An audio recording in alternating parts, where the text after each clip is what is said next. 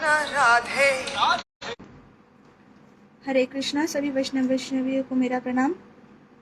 आज हम लोग श्रीमद् भगवद गीता के 7वां अध्याय करने का प्रयास करेंगे। ओम नमो भगवते वासुदेवाय। ओम नमो भगवते वासुदेवाय।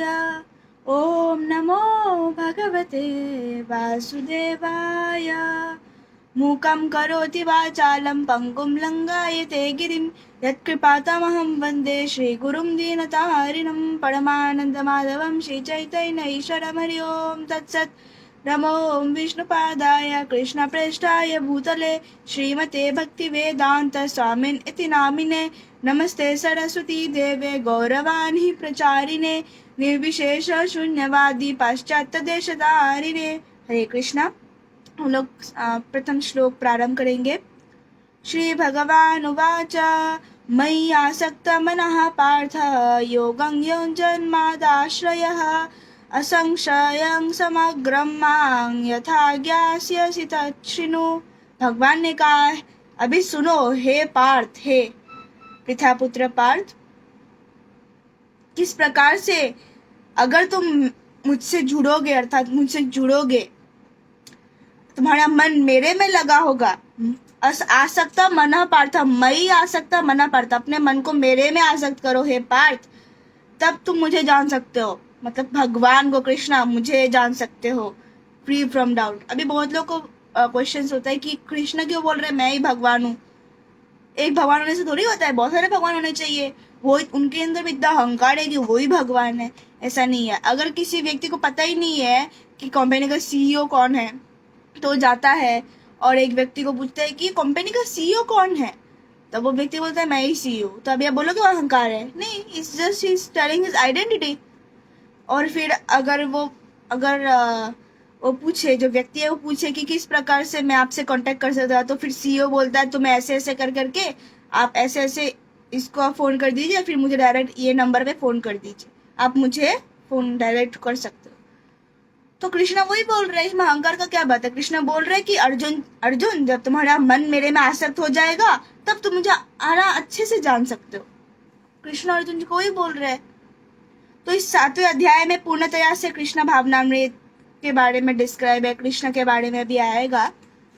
हम लोग अगले श्लोक में चलेंगे।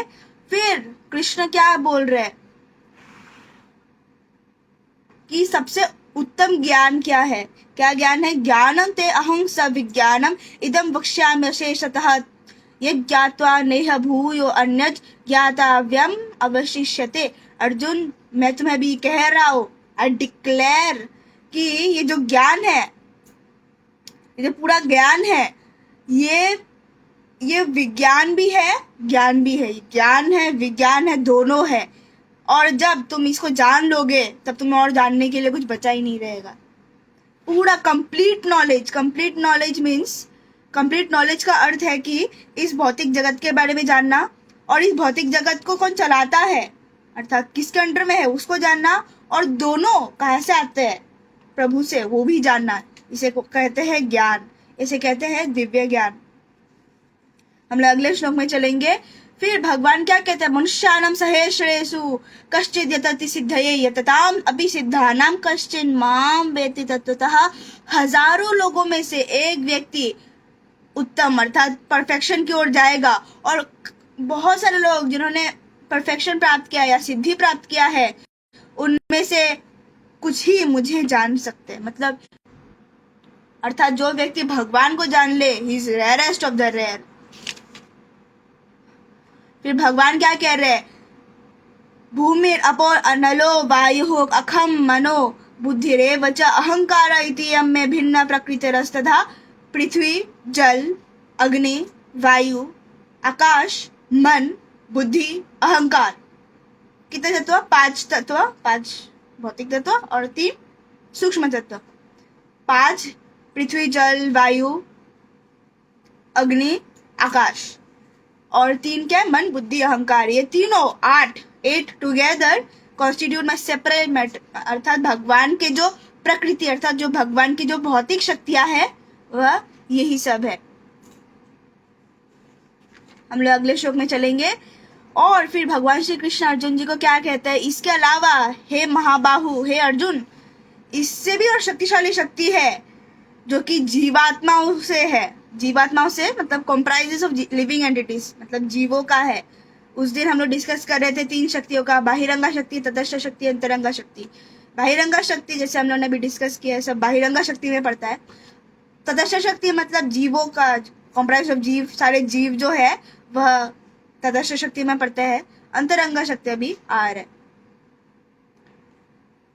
और ये जो जीव है, ये लोग क्या करे, जीव भूतम महाबाहो ययेदम धार्यते जगत, जगत में सारा उत्पाद धार्यते, नष्ट वष्ट यही लोग करते हैं। कृष्णा वही पर बता रहे हैं, इस जगत का नष्ट अर्थात जगत में कुछ भी खराब होना, जैसे अर्थ में कितना कुछ पॉल्यूशन, ग्लोबल वार्मिंग, ये वो, इसका जो दायी है कौन है, मतलब किसने ये सब किया है, जीवों ने, अर्थात मनुष्य ने भी, मनुष्य भी उसमें इंक्लूडेड है। हम लोग अगले श्लोक में चलेंगे। ऑल क्रिएटेड बीइंग्स, जो भी यहाँ पर एतद योनिनि भूतानि सर्वनीति उपाधारया अहम कृष्णस्य जगतः प्रभावः प्रलयस्तथा, भगवान कह रहे हैं कि सारे जो जीव है उनका जो स्रोत है, सोर्स है, वो इसी इन 2 नेचर्स, इन्हीं दोनों नेचर्स में है।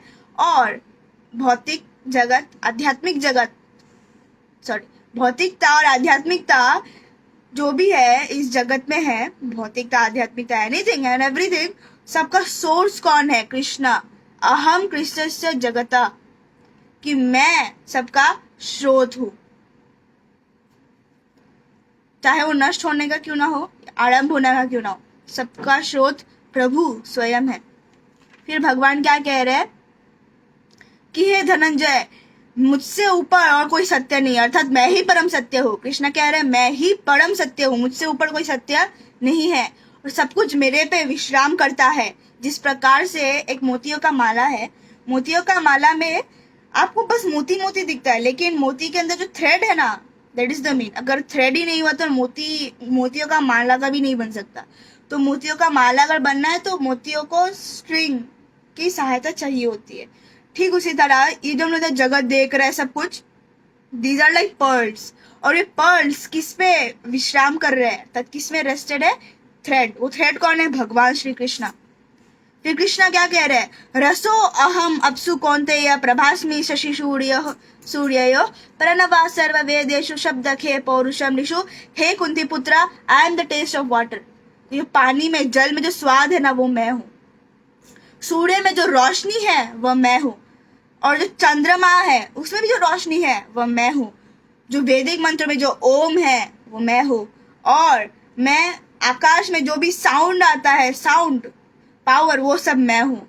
और जो मनुष्य में जो एबिलिटी है, अर्थात जो टैलेंट है, जो भी है, अर्थात पौरुषम निशु, जो कि मनुष्य में जो भी क्वालिटीज है, किसी को अच्छा आर्ट आता है, डांस अच्छा से आता है, पढ़ाई अच्छे से कर सकते हैं, पढ़ा पाते हैं, जो भी क्वालिटीज है वो सब कृष्णा है। अभी आप बोलो कृष्णा मतलब सब जगह ये सब कृष्णा क्या कर रहे हैं, अर्थात कि जो भी चीज श्रेष्ठ है वो भगवान से तुलना किया गया। तो कृष्णा बोल रहे हैं I am the taste of water, I am the light of sun and moon. Krishna इस प्रकार से बोल रहे हैं, अर्थात कि भगवान बोल रहे हैं कि किस प्रकार से the Lord is all pervasive, भगवान सब जगह में स्थित है। और इसीलिए इस प्रकार से हम लोग समझ सकते हैं कि भगवान सब जगह में स्थित है, अर्थात भगवान का हाथ सब जगह में है। अगले श्लोक में चलेंगे। भगवान क्या कह रहे हैं, पृथ्वी का जो ओरिजिनल फ्रेगनेंस है, सुगंध है, वह मैं हूँ। और अग्नि में जो गरम शक्ति है वो मैं हूँ। और सभी जीवों का जो प्राणवायु जो मेन प्राण है, life of all that life, सब मैं हूँ। और सारे जो ऋषि है, तपस्वी है, योगी है, उनका जो तपस्या है वह मैं हूँ। पुण्य का अर्थ है कि जो ओरिजिनल है, जो कभी पचता नहीं है। तो इस भौतिक जगत में सबका एक तरह सा टेस्ट है, या एक तरह से खुद का एक क्वालिटी है। अग्नि का गर्माहट, हीट उसका क्वालिटी है। पानी का स्वाद, पानी में तो स्वाद ऐसे होता नहीं, लेकिन जो प्यासा व्यक्ति है उसको जब पानी दोगे, that water appears to be like nectar, तो पानी का भी टेस्ट तो है। और साथ में पृथ्वी का भी सुगंध है। तो इसीलिए ये जो ओरिजिनल टेस्ट है, सब ओरिजिन कहाँ है? कृष्ण से है। फिर भगवान क्या कह रहे हैं, सुनिए अच्छे से। बीजांग मांग सर्वभूता नाम, कि मैं ही बीज दाता, अर्थात कि ये पूरा भौतिक जगत में जो शुरुआत कहाँ से हुआ है? कृष्ण से, अर्थात कृष्ण ही सबके पिता है। और जो बुद्धिमान है उसमें जो बुद्धि है वो भी कृष्ण की है, अर्थात कृष्ण की शक्ति है बुद्धि। अगर कोई बहुत बुद्धिमान है ना, समझना चाहिए बुद्धि भी कृष्ण से आई है। कृष्ण अगर नहीं चाहेंगे इसके अंदर बुद्धि हो तो बुद्धि उसका उड़ जाएगा। और शक्तिशाली लोगों में जो शक्ति है वह प्रभु है, कृष्ण है, कृष्ण खुद कह रहे। फिर भगवान क्या कह रहे हैं कि आई am the strength of the strong, शक्तियों में जो शक्ति है वो मैं हूं, तेजस्वियों में जो तेज है वो मैं हूं, devoid of passion and desire, इच्छा विहीन, अर्थात जिसमें काम नहीं है, काम अर्थात लस्ट इच्छाएं नहीं है, वो मैं हूं। आई एम, फिर भगवान क्या कह रहे हैं कि कामः अस्मि भरत ऋषभ। उसके पहले भगवान कह रहे हैं धर्मा विरुद्धो भूतेषु कामो अस्मि भरतर्षभः। तो इस श्लोक से हम लोग को समझ में आता है कि बहुत लोग कहते हैं कि हिंदू धर्म में sex life is not there, मतलब अर्थात कि उसको नेग्लेक्ट किया गया, फिर उनको फेंका गया। नहीं, भगवान कह रहे हैं कि ऐसा सेक्स लाइफ जो कि रेगुलेटेड है, जो कि केवल संतान उत्पत्ति के लिए किया गया है, that is regulated, that is religious. And भगवान कह रहे हैं वो भी मेरा ही शक्ति, अर्थात कह रहे हैं I M that sex life. अभी आप बोलो भगवान इतना नीचा, ये सब क्या? अगर sex life for a good reason is good, that is encouraged. अगर आप भगवान के भक्त बच्चों को जन्म दे सकते हैं, दैट इज अप्रिशिएटेड। परंतु if you have illicit sex life, that is not accepted, that is against धर्म। फिर भगवान कहते हैं कि चाहे जितना भी शेष बिंग, चाहे वो सत्व रज या तम क्यों ना हो, ये चैव सात्विक भाव रजस तमसस च ये मत्त एवेदितान विधि न तो अहम तेषु ते मयि। हे अर्जुन, समझ लो कि चाहे वो सत्वगुण में क्यों ना हो, रजोगुण में क्यों ना हो, तमोगुण में क्यों ना हो, सभी मेरे शक्ति के मैनिफेस्टेशन है, सब कुछ मेरा ही शक्ति है।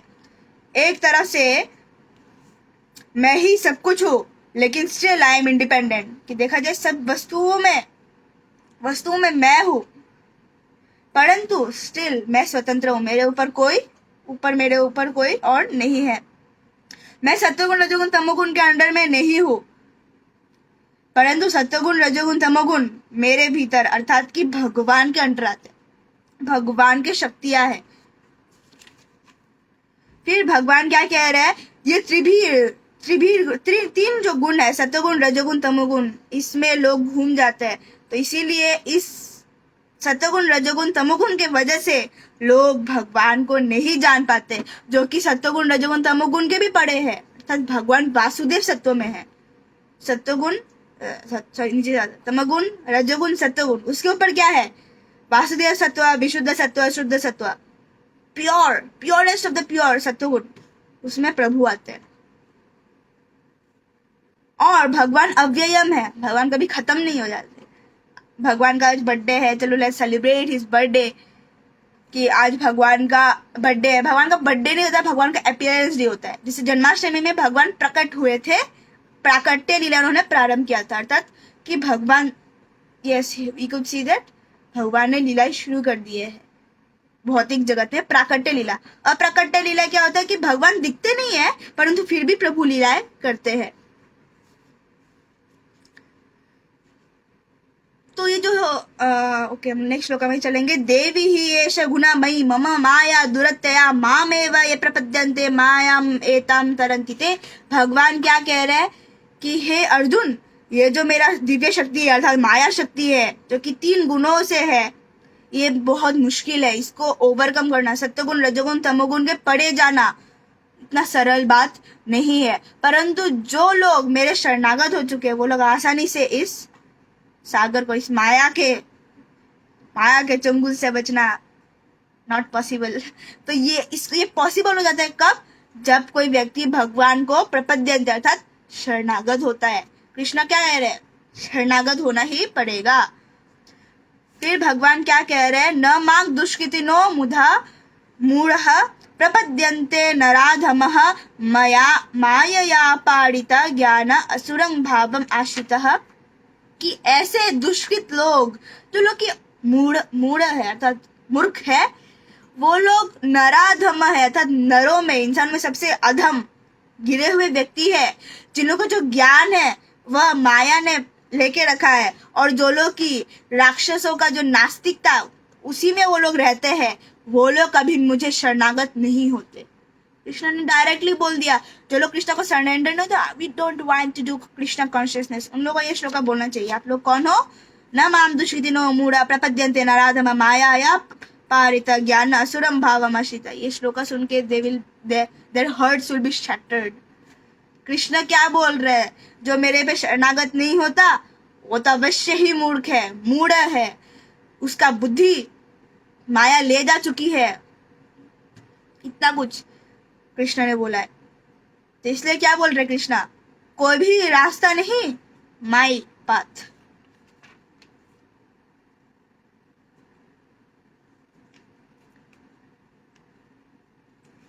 हम लोग अगले श्लोक में चलेंगे।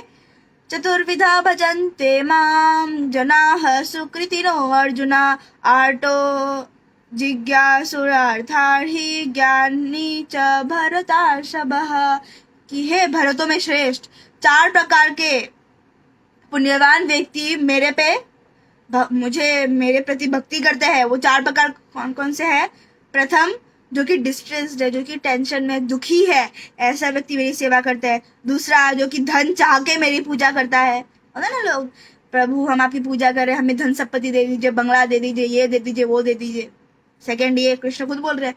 थर्ड, द इंक्विसिटिव, जो जानना चाहता है, ज्ञानी क्या है ये सब, कृष्ण का पूजा क्यों, कृष्ण कौन है, कृष्ण ज्ञानी व्यक्ति पूजा करने की कोशिश करते हैं। और चौथा, ऐसा व्यक्ति जो कि भगवान के बारे में जानने का प्रयास करते हैं। प्रथम है क्या? प्रथम है जो कि सुकृति ना, जो कि सुकृति पार के, जो कि पुण्यवान व्यक्ति है, वो भगवान की पूजा करते हैं।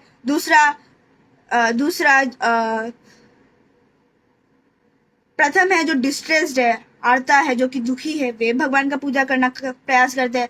दूसरे, जो कि इच्छा रखते हैं कि उनको पैसा मिले, डिजायर ऑफ वेल्थ। तीसरा, जो जिज्ञासु व्यक्ति है, जिज्ञासु व्यक्ति वह भगवान की पूजा करते हैं। और चौथा, जो कि ज्ञान अर्थात जो कि भगवान के बारे में जानने की कोशिश करते हैं, वे प्रयास करते हैं भगवान के बारे में जानने का। फिर भगवान क्या करते हैं, क्या कहते हैं? तेषां ज्ञान नित्य युक्त एक भक्तिर, भक्ति।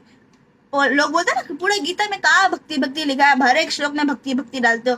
कृष्ण इज टेलिंग एक भक्ति विशिष्यते प्रियो ही ज्ञानिनो अत्यर्थम अहम सच माम प्रियः। इन लोगों में से, चारों में से जो व्यक्ति पूर्ण ज्ञान में है, किसका ज्ञान? भक्ति का ज्ञान। और जो कि हमेशा भक्ति करता है, भक्ति वर्ड ही लिखा है। अभी आप बोलो कहा गीता में नहीं लिखा है भक्ति नहीं करना है। कृष्ण बोल रहा है जो भक्ति करता है ऐसा व्यक्ति ज्ञानी होता है। कोई लोग बोलते कर्म योग में भी भक्ति लिखा है, ज्ञान योग में भी भक्ति भक्ति भक्ति भक्ति। भाई अगर भगवान खुद बोल रहे हैं भक्ति करना है तो उसमें नकारने की क्या बात है? तो आप गीता मत ही पढ़ो। गीता मीन्स आपको भगवान के प्रति भक्ति करना ही पड़ेगा। कृष्ण बोल रहे एक भक्ति विशिष्टते भक्ति। तो ऐसा व्यक्ति जो कि भगवान के प्रति भक्ति करता है वो भगवान को अत्यधिक प्रिय होता है, और ऐसा भक्त को भी भगवान अत्यधिक प्रिय होते हैं। दोनों में ये म्यूचुअल अट्रैक्शन रहता है हमेशा। फिर भगवान क्या कहते हैं? उदारः सर्व एवैते ज्ञानित्वा आत्मैव मे मतम अस्थितः स हि युक्तात्मा मामेवानुत्तमं गतिम। इन भक्तों में, ये जो सारे भक्त हैं सब बहुत उदार चित्त है, इनमें बहुत उदारता है।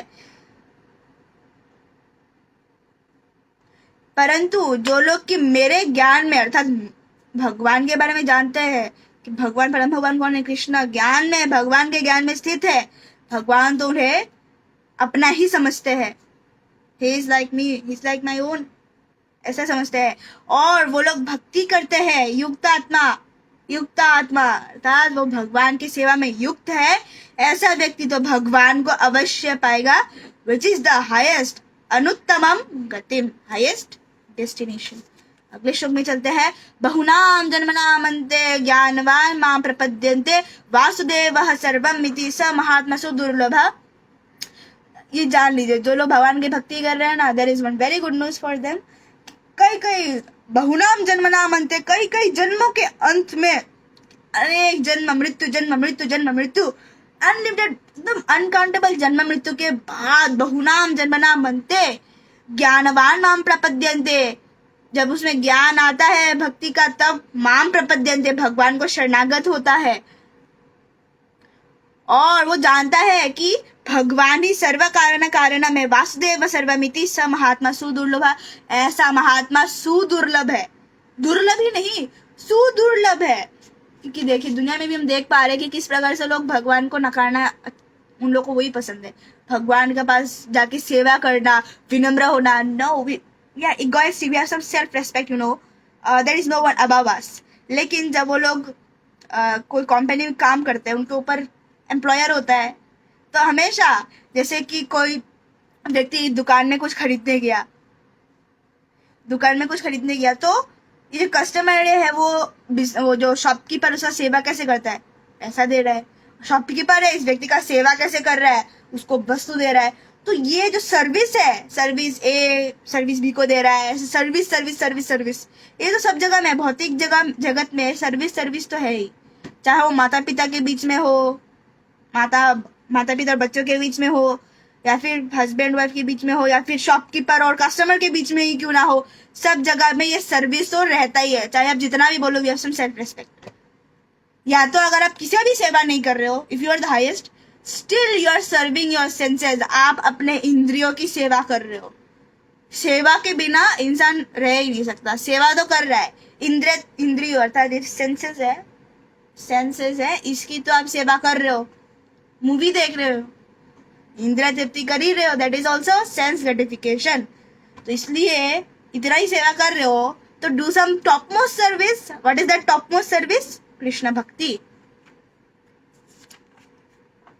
फिर भगवान अगले श्लोक में क्या कह रहे हैं? काम स्ते ऋता ज्ञान प्रपद्यन्ते अन्य देवता तांग तांग नियमम आस्थाया प्रकृत्या नियता स्वया। जिसका, ऐसे व्यक्ति जिसका जो बुद्धि है, जिस भौतिक इच्छाओं ने उसका बुद्धि को ढक लिया है, ऐसा व्यक्ति देवताओं का पूजा करता है और particular rules and regulation follow करता है, जैसा उनका है। अगर कोई व्यक्ति तमोगुणी है तो वो बलि प्रथा से जाएगा। बलि प्रथा इज एक्चुअली कॉन्डेम्ड, बलि प्रथा नहीं, एडमिक्स बलि करना ही है। हाँ, जैसे कि सब्जी है, फल है, कई जैसे जगह पे सब्जियों का बलि दिया जाता है, जैसे सब्जी लिया उसका बलि देंगे। तो एकदम minimum violence, almost negligible violence. तो अभी अपना नेचर अनुसार पूजा करते हैं। किसको पूजा करते हैं? देवी देवताओं की। कौन लोग? जिनका बुद्धि भौतिक इच्छाओं से ढक चुका है। जैसे देवताओं के पुजारी नहीं, जो देवताओं का पूजा करते हैं, वे लोग क्या है, वे लोग के अंदर में इच्छा है कि हाँ देवताओं को पूजा करेंगे, वो लोग हमें रिटर्न में कुछ देंगे, रिटर्न गिफ्ट इच्छा रहती है। परंतु जो भगवान कृष्ण के भक्त होते हैं ना, वो भी लॉन्ग टाइम रनिंग भक्त, उन लोग के मन में ना इच्छाएं, खुद के प्रति कोई इच्छाएं नहीं होती है, देखना। इसलिए भगवान कृष्ण के भक्तों में, अर्थात भगवान कृष्ण विष्णु के भक्तों में और देवी देवताओं के भक्तों में अंतर तो पक्का होता है। क्योंकि जो देवी देवता का पूजा करता है, उनके अंदर में माइंड में रहता है कि मुझे ये कुछ देंगे, कुछ रिटर्न देंगे। लेकिन कृष्ण के भक्तों में मन में ये सब नहीं होता है। लेकिन अगर हम लोग को इच्छाएं मांगनी भी है, चाहे वो भौतिक इच्छाएं क्यों ना हो, कृष्ण के पास जाके मांगना चाहिए। क्योंकि कृष्ण जानते हैं हमारे लिए क्या अच्छा है, क्या बुरा है। देवी देवतागण ये नहीं जान पाते। क्यों? अब ये बोलोगे क्यों आप बोल रहे देवी देवता का पूजा गलत है? देवी देवता का पूजा करनी चाहिए, रेस्पेक्ट करनी चाहिए। 33 कोटि देवी देवता का पूजा करना तो संभव नहीं है, परंतु 33 कोटि देवी देवता का पूजा नहीं करके एक का करोगे, सारे खुश हो जाएंगे। कौन? कृष्ण का पूजा करिए। और साथ ही में जब हम देवी देवता गण से कुछ मांगते हैं, एनीथिंग मटेरियल डिजायर्स, तो वो डायरेक्टली फुलफिल हो जाता है। परंतु उसका जो कॉन्सिक्वेंसेस है, पोस्ट कॉन्सिक्वेंसेस है, जो बाद में क्या बूढ़ा होगा या क्या होगा, वो तो देवी देवता का नहीं देखेंगे ना, मांगा दे दिया। जिस प्रकार से एक बच्चा है, वो अपने पिताजी से मांग रहा है, पिताजी ब्लेड चाहिए, ब्लेड चाहिए, ब्लेड चाहिए, पिताजी ब्लेड देंगे उनको? नहीं। लेकिन यही बच्चा अगर किसी अंकल के पास गया, बोला अंकल जी ब्लेड चाहिए, तो अंकल को लगेगा पिताजी ने मांगा, बोले दे देंगे। उनको तो पता नहीं है बच्चे क्या करेगा। फिर बच्चा ब्लेड क्यों लेता है? और बॉडी में उसको ड्राइंग करना है। तो जो पिताजी वो क्या करेंगे, वो रबर का जैसे ब्लेड का जैसा शेप में देंगे बच्चे को, ठीक है जो ड्राइंग करना है करो। तो ठीक उसी तरह जब हम देवी देवता से मांगते हैं, देवी देवता दे देते हैं, but they do not see the after consequences, की बाद में जाके क्या होगा। लेकिन भगवान कृष्ण जब देंगे, देखेंगे इसका बाद में अच्छा होगा कि बुरा होगा, दूंगा तो ठीक है, कोई प्रॉब्लम नहीं है, ठीक है दे देता हूँ, नहीं बाद में तो उसका प्रॉब्लम है तो नहीं देता हूँ। कृष्ण हमेशा देख के देंगे। देवी देवतागण आपने मांगा तो दे देंगे। शिव जी को देख लीजिए, शिव जी देवी देवतागण में नहीं पढ़ते, वे तो उच्च कोटि में पढ़ते हैं, अर्थात वे गुरु गुरु तत्व में पढ़ते हैं। तो शिव जी क्या है, शिव जी तो भोलेनाथ है, भोले बाबा है, कोई भी उनको कुछ भी मांग लेता है दे देते हैं। उनका तो इतना कुछ सब कुछ जानना, ये सब उनका तो ये बिजनेस है भी नहीं, उनको ये सब कार्य है भी नहीं। तो वे भोले बाबा एकदम अच्छे से अपने ध्यान अर्थात भगवान का ध्यान करने में रहते हैं, राम नाम करते हैं शिव जी। परंतु जिस प्रकार से एक असुर आके उन्होंने मांगा कि ऐसा शक्ति दीजिए कि जिसके ऊपर भी हाथ रखो उसका सर भ्रष्ट हो जाए, शिव जी ने दे दिया। अभी ऐसा नहीं शिव जी को पता नहीं, शिव जी तो उनको सब भूतकाल भविष्यकाल सब कुछ पता होता है, परंतु लीला हेतु उन्होंने आशीर्वाद दे दिया राक्षस को। फिर राक्षस ने सोचा कि शिव जी के ऊपर ही करूंगा मैं, ताकि गौरी अर्थात पार्वती देवी को मैं ले जा सकूं। तो ऐसे शिव जी को ऊपर किया। अभी शिव जी चाहे तो अपना तीसरा खोल के वहीं पर उसको भस्म कर दे। फिर शिव जी दौड़े किसके पास, विष्णु के पास, चाहे तो वहीं पर त्रिशूल मार के वहीं पर मार देते ना, और इज द प्रॉब्लम। परंतु शिव जी गए विष्णु के पास। एक तरह से शिव जी की दया भी है उस राक्षस के ऊपर, असुर के ऊपर। तो शिव जी गए कृष्ण के पास, भगवान विष्णु के पास अर्थात विष्णु के पास गए, बोला प्रभु ये मेरे पीछे पड़ा, ऐसा ऐसा है। फिर भगवान विष्णु ने वहां पर एक छोटा सा बालक, बहुत सुंदर वो ऐसा बालक का रूप लिया, गए राक्षस के पास, बोला कि आप आप क्यों ऐसे भाग रहे हो, किसको खोज रहे हो? तो राक्षस ने बोला मैं शिव जी को खोज रहा हूँ। तो बालक ने बोला शिव जी को क्या हो गया? उन्होंने बोला शिव जी के ऊपर वो मुझे हाथ रखना है, क्योंकि उन्होंने मुझे आशीर्वाद दिया था, तो मैं उनका सर भ्रष्ट होना देखना चाहता हूँ, ऐसा। तो जो बालक है भगवान विष्णु, उन्होंने बोला कि देखिए आप शिव जी के ऊपर विश्वास कैसे कर सकते हैं? शिव जी आशीर्वाद दे देते हैं, फिर भाग जाते हैं, फिर चले जाते हैं, उनको तो पता नहीं उनका आशीर्वाद काम करेगा कि नहीं। आप एक काम कीजिए, आप खुद ही ट्राई कर लीजिए, या तो ऐसे कोई नहीं है ना, आप एक बार देख लीजिए यहाँ पर हाथ देने से होता है कि नहीं। अभी अलग अलग जगह में अलग अलग स्टोरी है कि कैसे, जैसे भगवान विष्णु सुंदर डांसर होके आए थे, फिर वित्तासुर का हाथ ऊपर गया तो सर भ्रष्ट हुआ, या फिर एक सुंदर बालक होके आए, एक ब्रह्मचारी बालक होके आए, ऐसे इस प्रकार से। तो ये जो असुर था वो उस बालक के सुंदर बातों में एकदम एकदम मतलब बह गया। उसने फिर ऐसा हाथ दिया तो वहीं पर उसका भ्रष्ट हो, उसका सर 1000 टुकड़ों में टूट गया। तो इस प्रकार से, तो साथ में जो शिव जी का धनुष जो मिथिला में पड़ा था, सीता देवी को वहां पड़ा गिरा था अर्थात मिथिला नगरी में जो पड़ा था, उसका भी एक स्टोरी है कि भगवान विष्णु के भक्त और भगवान शिव के भक्तों में युद्ध हो रहा था कि कौन भगवान है, कौन श्रेष्ठ है।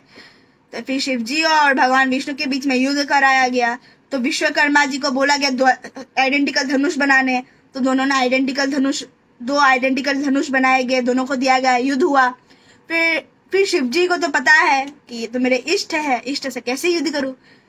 फिर भी उन्होंने दिखाया कि हाँ युद्ध हो रहा है। उसके बाद फिर नारायण जी ने एक अस्त्र छोड़ा, फिर शिव जी ने क्या किया, अपना धनुष छोड़ा। अभी जहां धनुष छोड़ा वो गिरा मिथिला में। तो उसके बाद फिर शिव जी भागे भागे, जहां जहां भागना था नारायण अस्त्र छोड़ दिया था। तो जहां जहां शिव जी के भक्त थे जो सोचे थे शिव जी ही परम भगवान है, भगवान विष्णु भगवान नहीं है, तो शिव जी उस जगह पे गए तो देखा कि अरे शिव जी जा रहे आगे आगे, पीछे भगवान विष्णु का अस्त्र, ओ भगवान विष्णु श्रेष्ठ है। और ऐसा नहीं कि जो भगवान विष्णु के भक्त है शिव जी को नहीं मानते, वे भी शिव जी की पूजा करते हैं, परंतु वे शिव जी से भगवान कृष्ण की भक्ति का इच्छा, भक्ति का आशीर्वाद मांगते हैं और शिव जी देते हैं। वो उनका निष्कपट कृपा होता है, एक है सकपट, एक है निष्कपट। सकपट अर्थात शिव जी आशीर्वाद देते हैं लेकिन वो आपको माया के बंधन में ही रखेगा क्योंकि आपने वैसा इच्छा मांगा। परंतु जब आप भगवान कृष्ण की भक्ति है इत्यादि भक्ति मांगते हैं तब वे आपको निष्कपट कृपा देते हैं। तो इस प्रकार से फिर शिव जी ने वापस फिर जब प्रणाम किया उस अस्त्र को, फिर अस्त्र नारायण अस्त्र से हाउ टू नारायण अस्त्र को सामना करने का एक ही रास्ता है, जय हो, प्रणाम कर लो, नारायण अस्त्र आपको छोड़ देंगे। इस प्रकार से तो शिव जी का एग्जाम्पल बहुत जगहों में आता है। ठीक है, हम लोग अगले श्लोक में चलते हैं कि भगवान कह रहे हैं मैं सबके हृदय में परमात्मा स्वरूप में हूँ। और जैसे ही कोई भी व्यक्ति किसी देवता का पूजा करने का इच्छा रखता है, परमात्मा उसे आशीर्वाद देते हैं, परमात्मा उसको सारा जो विश्वास है सब परमात्मा से आता है ताकि वो उस पर्टिकुलर डीटी जो भी विग्रह उसका अच्छे से पूजा कर सके। अगर किसी को वो शिव जी का भक्त है, समझ जाना चाहिए शिव जी का भक्त भी क्यों है, क्योंकि परमात्मा स्वरूप में भगवान ने उसको आशीर्वाद दिया है।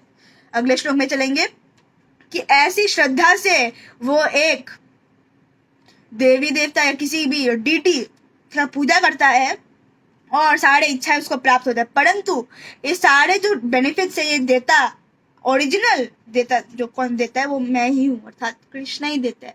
आप देवी देवता का पूजा करो, किसी का भी पूजा करो, अल्टीमेटली देने वाला तो कृष्ण ही है।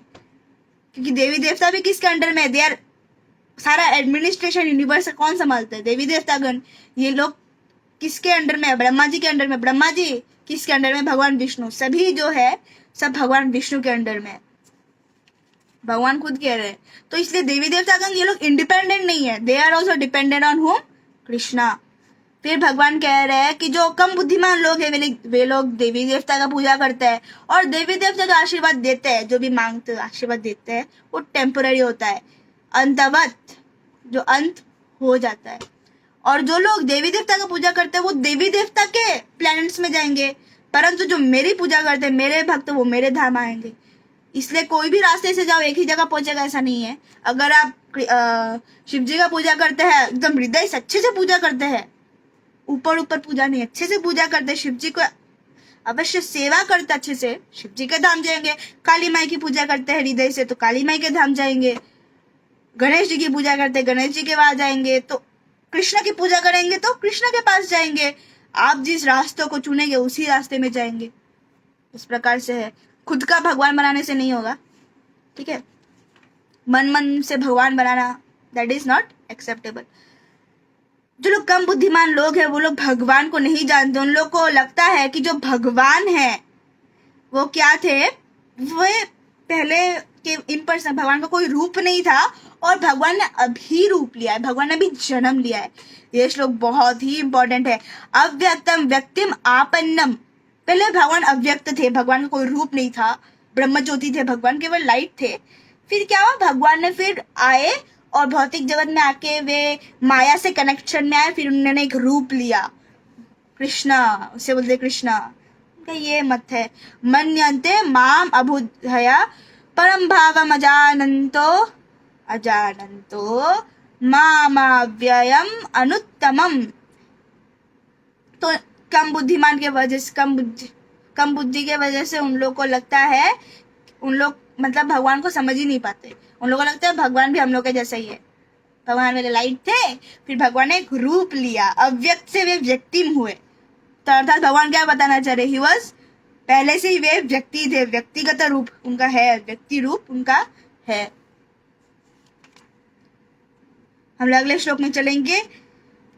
नाथम प्रकाश सर्वस्य योग माया समावृता मूढ़ो अयम नाभिजना जानाति लोको माम अजम अव्ययम, कि मैं कभी मूर्ख और कम बुद्धिमान को कभी अपना दर्शन नहीं देता। अभी आप बोलोगे मूर्ख कम बुद्धिमान का अर्थ क्या है? मूर्ख कम बुद्धिमान अर्थात जो कि भगवान को मानना नहीं चाहते, जो कि भगवान से ईर्ष्या करते हैं, भगवान को मानना ही नहीं चाहते कि भगवान एग्जिस्ट नहीं, भगवान का सुंदर रूप तो बिल्कुल भी नहीं, और भगवान की सुंदर भक्त हो ही नहीं सकता। भगवान डज नॉट एग्जिस्ट। फिर भगवान है तो बस लाइट इज वॉइड, इम्पर्सनलिज्म, नो। ऐसे लोगों को कहते हैं कम बुद्धिमान, क्योंकि भगवान अपने आप को कवर कर लेते हैं, किससे? अपनी योग माया शक्ति से। भगवान खुद कह रहे हैं योग माया अर्थात भगवान की शक्ति। योग माया भगवान की शक्ति है, महामाया भी भगवान की शक्ति है। योगमाया शक्ति से अपने आप को ढक लेते हैं, और इसीलिए वे लोग नहीं जान पाते कि जो भगवान है वे अजन्मे हैं और वे अव्ययम है। हम लोग अगले श्लोक में चलेंगे कि हे अर्जुन, परम भगवान होने के नाते वेदाहं समतीतानि वर्तमानानि च अर्जुन भविष्यानि च भूतानि माम तु वेद न काश्चन। हे अर्जुन, परम भगवान होने के नाते मुझे सब कुछ पता है, जो पहले हुआ था, भूतकाल में जो हुआ था, प्रेजेंट में जो हो रहा है, भविष्य में क्या होगा, मुझे सब कुछ पता है। और मुझे हर एक जीव के बारे में पता है। हर एक जीव, आप, मैं, जो भी यहाँ पर दुनिया में, सबके बारे में भगवान को पता है। लेकिन भगवान को कोई कम ही लोग जानते हैं। इस प्रकार से भगवान सभी को जानते हैं, हर एक जीव को जानते हैं, क्या हिस्ट्री है इसका, क्या क्या इच्छाएं थे इसके, सब जानते हैं, परंतु सब लोग भगवान के बारे में नहीं जान सकते। फिर भगवान क्या कह रहे हैं, इच्छा द्वेष समुत्थेन द्वंद्व मोहेन भारत सर्वभूतानि सम्मोहं सर्गे यान्ति परन्तपा। हे भारतवंशी, सारे जो जीव है वे मतलब द्वंद्व मोहे न, वे मोहित हो जाते, अर्थात इस भौतिक जगत में जब वे आते हैं, बॉर्न इनटू डेल्यूजन, वो लोग जन्म लेते हैं तो माया मोह से उनको ढक लिया जाता है, और फिर जो इच्छाएं, काम वासनाएं और नफरत की, ये सब भौतिक गुण उनके ऊपर प्रभाव पड़ ही जाते हैं। तो ये इच्छा, ये जो नफरत है, ईर्ष्या है, इसके वजह से वे भगवान को नहीं जान पाते। फिर भगवान क्या कह रहे हैं, ऐसे व्यक्ति लोग जिन्होंने पिछले जन्म में अच्छा काम किया, अर्थात सुकृति जिनके पास है, और इस जीवन में जिनका सारा जो पाप है वो ध्वस्त हो चुका है, जो कि मोह, माया मोह, उससे वे दूर है, ऐसे व्यक्ति मेरी सेवा कर पाते हैं। किससे? दृढ़ व्रत। कृष्ण का सेवा करना है तो कैसे होना पड़ेगा? दृढ़ व्रत। और 2 श्लोक है, जड़ा मरण मोक्षाय माम आश्रित्य नितन्ति ये ते ब्रह्म तद विदुः कृष्णम अध्यात्मं कर्म चाखिलम। जो बुद्धिमान व्यक्ति है वे बुढ़ापा और मृत्यु, बुढ़ापा भी बहुत तर पाता है ना, जैसे सब कुछ धीरे धीरे कमजोर होने लगता है तो उसमें बहुत कष्ट होता है। तो भगवान कह रहे हैं जो बुद्धिमान व्यक्ति है वो बुढ़ापा, मृत्यु, ये सबसे दूर होना चाहता है, तो इसलिए वो मेरी भक्ति करते हैं। माम आश्रित्य यतन्ति, और वे लोग सच में ब्राह्मण है। ते ब्रह्म तद विदुः, वे ही ब्राह्मण है क्योंकि वे सारे दिव्य कार्यों के बारे में, आध्यात्मम कर्म चाखिलम, उनको आध्यात्मिक कार्यों के बारे में सब कुछ पता होता है।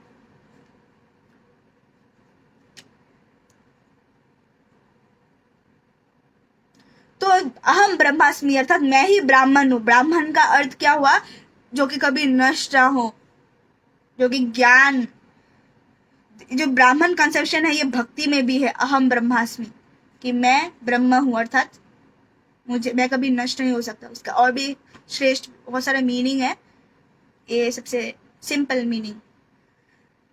फिर हम लोग अगले श्लोक में चलेंगे कि ऐसे व्यक्ति जो कि पूरे मेरे भावनामृत में, अर्थात भगवान कृष्ण के ध्यान में है, जो कि भगवान को जानते हैं कि परम भगवान है, जो कि इस पूरे भौतिक जगत के मेन जो हेड है, अर्थात पूरा भौतिक जगत उनके अंडर में है, ऐसे ही मतलब जान सकते हैं कि सारे जो यज्ञ कार्य है सब कुछ भगवान के अंडर, सब कुछ के जो स्रोत है प्रभु है। जब वे ये जान पाते हैं तो वे मृत्यु के समय में भी भगवान का स्मरण कर सकते हैं, क्योंकि उनका मन युक्त चेतस, उनका जो मन है, चेतना है, वो मेरे में लगा हुआ है। हरे कृष्णा। सभी वैष्णव को मेरा प्रणाम कर हम लोग 8वां अध्याय करेंगे। हरे कृष्ण। वाञ्छा कल्पतरुभ्यश्च कृपा सिन्धुभ्येव च पतितानां पावनेभ्यो वैष्णवेभ्यो नमो नमः। अनंत कोटि वैष्णव वृंद की जय। निताय निताय गौर प्रेमानंद हरि बोल।